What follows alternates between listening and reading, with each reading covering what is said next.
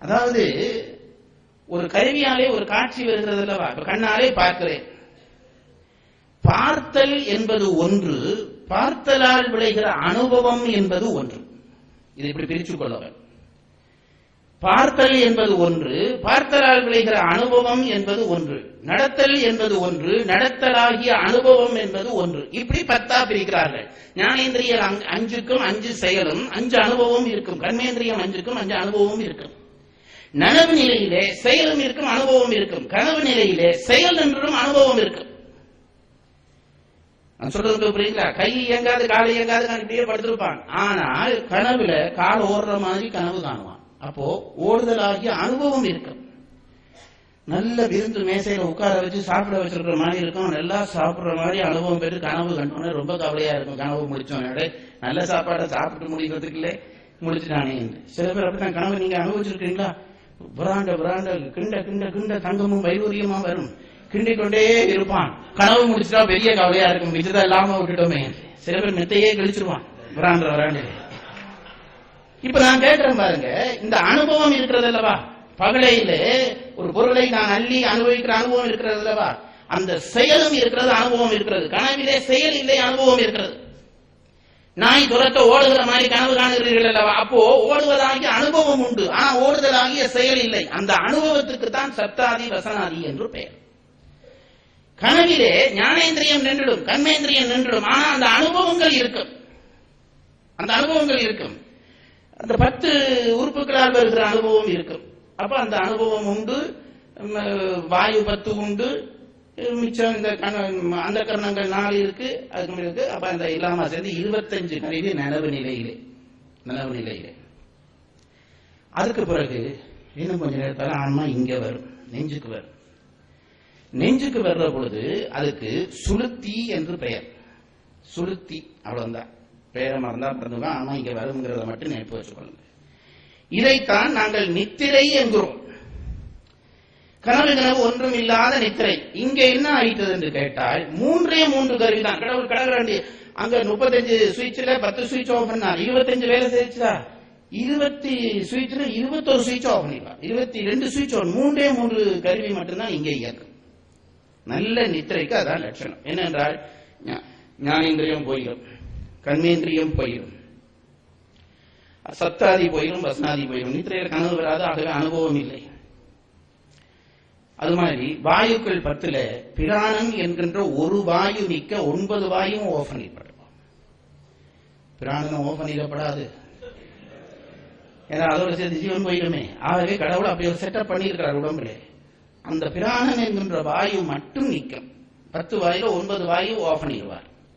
அப்ப இப்ப நீங்க கவனிச்சு கொண்டு வர வேணும். ஞானேந்திரியம் போச்சு, கர்மேந்திரியம் போச்சு, சப்தாதி போச்சு, வசனாதி போச்சு, 20 கிரேவி ஆஃப். மிச்சம் 10 வாயுக்களுக்குள்ளே தனியே பிராண வாயு மட்டும் நிக்க, மிச்சம் 9 வாயும் ஆஃப். இனி அந்த கரணங்களுக்குள்ளே வந்தீர்களே ஆனால் சித்தம் மட்டும் நிற்கும். மனம் புத்தி அகங்காரம் போயிடும். சித்தம் மட்டும் நிற்கும். சித்தம் நான் உங்களுக்கு முன்னமே சொல்லியிருக்கிறேன். புத்தி பொறியிலாலே வருகிற அறிவினுடைய தளம் சித்தம். சித்தம் மட்டும், ஆக அறிவு கருவியிலே சித்தம் மட்டும் உள்ளே நிற்கும். அதற்கு வெளியிலே புருடன் மட்டும் நிற்பான். அப்ப 3 கருவி இயங்க படுக்கிற நித்திரைக்குத்தான் ஆள் நித்திரை என்று பெயர். அந்த நித்திரையில நீங்களே நினைத்து பாருங்க, 35 கருவி வேலை செய்கிற இடத்துக்கும் 25 கருவி வேலை செய்யறதுக்கும் 3 கருவி வேலை செய்தா நித்திரை. இப்ப விஞ்ஞானம் இதுவரைக்கும் தான் வந்திருக்கு. இது ஆள் நித்திரை என்று அவர்கள் சொல்லுகிறார்கள். இந்த 3 கருவி மட்டும் வேலை செய்யும். அப்ப கனவு ஒன்றும் இல்லாமல் நித்திரை கொண்டால் உயிருக்கு நல்ல ஓய்வு. காலம் எழும்புற பொழுது ஃப்ரெஷ்ஷா எழும்புவான். இதுல சித்தம் என்ற ஒரு கருவி வேலை செய்கிறது என்று சொன்னேனே. சித்தத்தினுடைய வேலை என்ன? அறிவு பதிவு. சித்தம் வேலை செய்யறது உங்களுக்கு எப்படி சார் தெரியும்? அப்படி கேட்கணும். சித்தம் வேலை செய்யறதுங்கிறது எப்படி தெரியும் என்று கேட்டா, நல்லா தூங்கி எழும்பிட்டு நீங்க என்ன சொல்றீங்க? அப்பா இன்னைக்கு நல்லா தூங்கினேன்னு சொல்றீங்க. தூங்கினது எப்படி உங்களுக்கு தெரிஞ்சது? அங்கே உள்ளே தூங்கினதை பதிவு செய்கிறது ஏதோ ஒன்று. நீங்க தூங்குறீர்கள் அல்லவா, எழும்பி சொல்லுகிறீர்கள் நல்ல நித்திரை கொண்டேன் என்றால் என்ன அர்த்தம்? நீங்க நித்திரை கொண்டதை உள்ளுக்கு யாரோ ஒரு ஆள் பதிவு செய்து வச்சிருக்கிறார். அதனாலே அங்கே ஒரு அறிவு கருவி வேலை செய்கிறது. அதுதான் சித்தம். அப்ப அப்போ 3 கருவி வேலை செய்யறதே தூக்கம். இதுக்கு மேல விஞ்ஞானம் போல நம்ம பெரியவர்கள் சொன்னார்கள், இன்னும் உயிர் தொப்புளுக்கு இறங்கும் என்றார்கள். நெற்றி போட்டு கழுத்து நெஞ்சு தொப்புள் இந்த இடத்துக்கு வருகிற பொழுது துரியம் என்று பெயர். சாக்கிரம், சொப்பனம், சுளுத்தி, துரியம், புருடன் வேலை செய்து 3 தானே வேலை செய்து சொன்னேன். அடுத்த நிலைக்கு போகிற பொழுது சித்தமும் போயிடும். ஆக பிராணனும் புருடனும் மட்டும் நிற்பார்கள். 2 சுவிட்ச் தான் போட்டிருக்கும். அதுக்குத்தான் இன்றைக்கு உலகியல்ல நாங்கள் மயக்கம் என்று சொல்லுகிறோம். மயக்கம் இந்த படங்கள்ல பார்ப்பீர்கள், அதை சொன்னாதானே எல்லாருக்கும் புரியுது. படங்கள்ல பார்ப்பீர்கள், கதாநாயகி மயங்கி விழுந்து எழும்பி கண்ணை பார்த்து நான் எங்கே இருக்கிறேன் என்று கேட்பாள். என்ன அர்த்தம்? மயங்கினதே அவளுக்கு தெரியலேன்னு அர்த்தம். தூங்கி எழும்புறவன் எல்லாம் நான் நல்லா தூங்கினு சொல்றான் அல்லவா, அவ தூங்கினதுக்கான பதிவு உண்டு. மயங்கி எழும்புறவனுக்கு மயங்கினதே தெரியல, ஐயோ நான் எங்க இருக்கிறேன் கேட்கிறான். அப்ப மயக்கமே தெரியல. ஏனென்றால் அறிவு பதிவுக்கான கருவி எல்லாம் ஆஃப் ஆயிடுச்சு, சித்தமும் இல்லை. அப்ப என்ன தெரியுமோ, அது மயங்கினதே தெரியாது.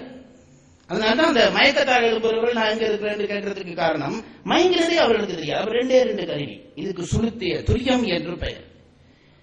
நம்ம பெரியவர்கள் சொன்னார்கள், இதற்கு அடுத்ததும் ஒரு நிலை இருக்கிறது, துரியாதீதம் என்று ஒரு நிலை. துரிய அதீதம், துரியத்துக்கு மேல போறது. அங்கே என்ன என்றால் ஒரே ஒரு கருவிதான் வேலை செய்யும், மிச்சம் எல்லாம் பிராணன் நின்றுடும். பிராணன் நின்றும் கடைசி வரைக்கும் பிராணன் வந்து ஒன்று, பிராணன் நிக்கணும் அல்லவா.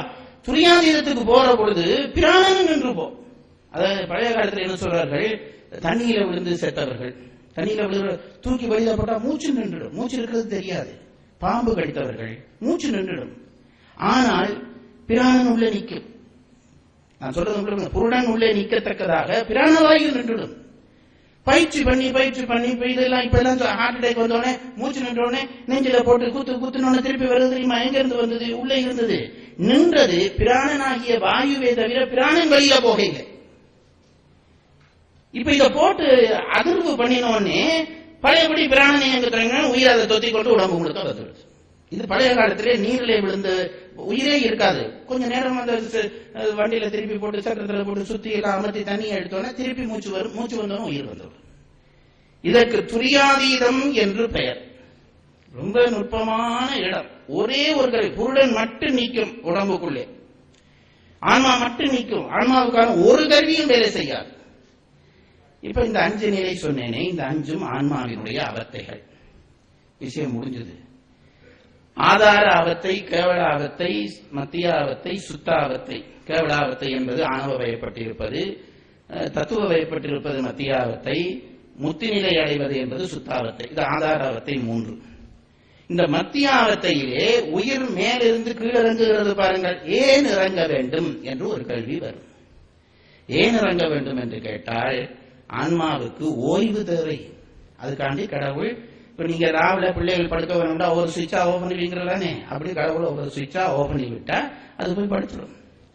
கிட்டத்தட்ட கேவல நிலையிலே அது அறிவொன்றும் இல்லாமல் எப்படி இருந்ததோ பாடான அது மாதிரி இந்த சுவிட்ச் எல்லாம் ஓபன் பண்ணோடனே அது போய் அப்படியே படுத்துடும்.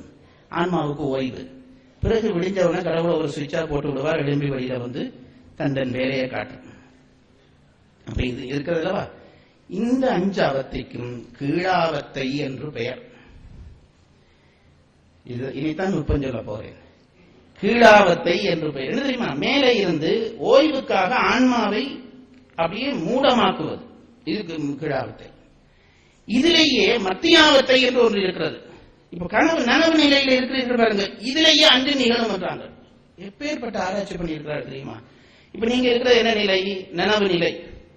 நீங்க இப்ப என்ன பார்த்து கொண்டிருக்கிற பொழுதே உங்களுக்கு ஏதாவது ஒரு நேர்ப்பு வந்துட்டு வைங்க, சும்மா உங்க கண் என்ன பார்த்து கொண்டிருக்கு. நீங்க அமெரிக்காவில் இருப்பீங்க. அதுக்கு என்ன பெயர்? நனவு நிலையில் கனவு நிலை. நான் உங்களுக்கு புரியுது. நனவிலேயே கனவு வந்து போயினா அதெல்லாம் எப்படி வந்து போகும்னா வினாடியில வந்து போகும். இந்த அவத்தைகள் எல்லாம் நனவு நிலையிலேயே தோன்றும். கனவு நிலை வந்துட்டுதா, சில பேருக்கு ஒருத்தன் வந்து ஒரு ஆபத்தான செய்தி சொல்றான். ஐயோ இப்படி நடந்து மூச்சு நின்றுடும். என்ன தெரியுமோ? துரியாதீதம் வந்துட்டு. நனவிலேயே துரியாதீதம் வந்துடும்.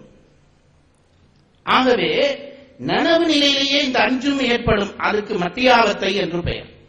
நனவிலேயே கனவு, நனவிலேயே சுளுத்தி, நனவிலேயே துரியம், நனவிலேயே துரியாதீதம். அப்படி வினாடியில வந்து வந்து போகும், நெடுக நிக்காது. நெடுக நிக்கிறது கீழாவத்தையில தான். மத்தியாவத்தையிலே விழிச்சிருக்கிற பொழுதே வரும். சிக்ஸ் நாங்க இப்படி இருந்து போவோம், முன்னால ஒருத்தர் போவார், எங்க கண்ணில விடாது. ஏன் விளையில தெரியுமா? ஞானேந்திரியங்கள் ஆஃப் ஆயிடுச்சு. அந்த வினாடி தான், பிறகு சரியா வந்துடும்.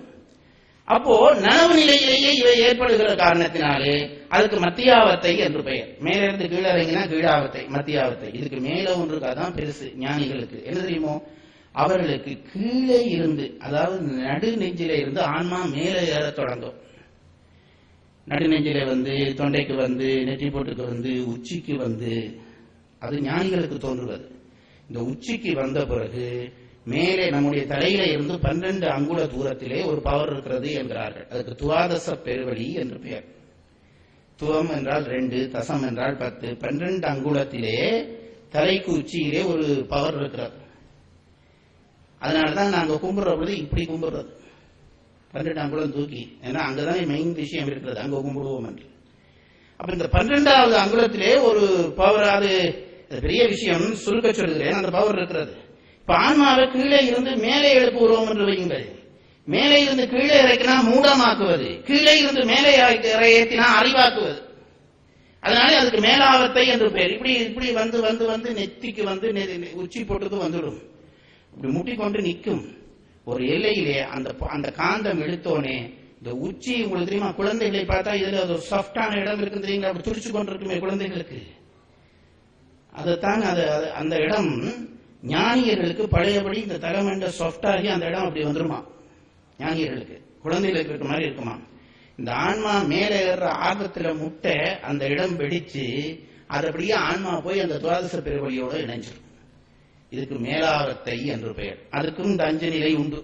ஆனால் அறிவை தருகிற 5 நிலை, இது அறிவை மயக்குகிற நிலை. இப்ப இந்த உச்சி போட்டு வெடிச்சு அதுல சேர்ந்துட்டவன் யாரோ அவன் தான் சமாதி அடைந்தவன். அதாவது உச்சியான உயிர் போகவன், போய் அங்க போய் சேரவன்.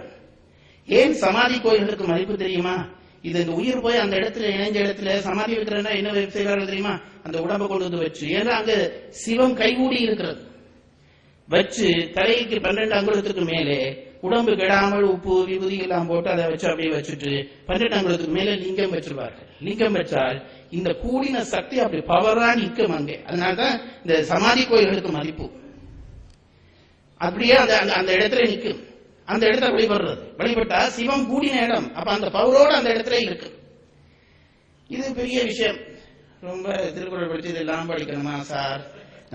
கொஞ்சம் தெரிஞ்சா இன்னும் நட்டமா வந்துட போகுது. அப்ப அந்த சமாதி கோயில்கள், சமாதி வைக்கிறன்றது அதுதான். ஆரம்பத்திலே பெரிய பெரிய ஞானிகள் அப்படித்தான் சமாதி அடைந்தார்கள். பிறகு துறவை நிர்வாகப்படுத்தினதோட அதெல்லாம் நாசமா போச்சு. துறவை நிர்வாகப்படுத்தப்படாது. எல்லா சமயத்திலும் அவர்கள் ஒரு பக்கம் துறவிகளை உண்டாக்கினார்கள், இவர்களை உண்டாக்கினார். எல்லா சமயத்திலும் துறவியை உண்டாக்கிட்டாங்க. என்ன காரணம் தெரியுமோ? ஒரு துறவியை கண்டோம் உலகம் மதிச்சுது. அப்ப இப்படிப்பட்டால் நம்ம சமயத்தில் இருந்தா சமயம் வளர்ந்துருமே என்று ரெடிமேட் துறவிகளை உருவாக்க ஆரம்பிச்சிட்டாங்க. அதனாலே விளையாட்டாக சொல்வார்கள், இந்த ஆதீனங்கள், பழைய காலத்திலே ஆதீனங்கள் இறந்தாள், அது உச்சியில எல்லாம் உயிர் போகாது, ஆள் முடிஞ்சதுன்னோடனே இதில் கொத்திடுவார்கள் லத்தியால, அப்படி சொல்றார்கள். இதுல வச்சு தலையில குத்திட்டு கொண்டு போய் சமாதி வைக்கிறது, அது ஒன்றும் பிரயோசனம் இல்லை. சமாதிங்கிறது தானா இது வெடிச்சு உயிர் போய் சேரவன். அப்போ இப்ப சொல்ற பாருங்க, கீழே இறங்குற நிலை 5, அது கீழாவத்தை. மத்தியிலேயே விழிப்பிலேயே அது 5 தோன்றும், 5 அது மத்தியாவத்தை. மேலே எழும்புவது 5, அது மேலாவத்தை. இந்த 15 அவத்தையோடு சேர்ந்து ஆதார அவத்தையும் 3 சேர்ந்தால் உயிருக்கு ஏற்படுகிற அவத்தை 18. இதோடு உங்களுக்கு அவஸ்தை முடிந்தது.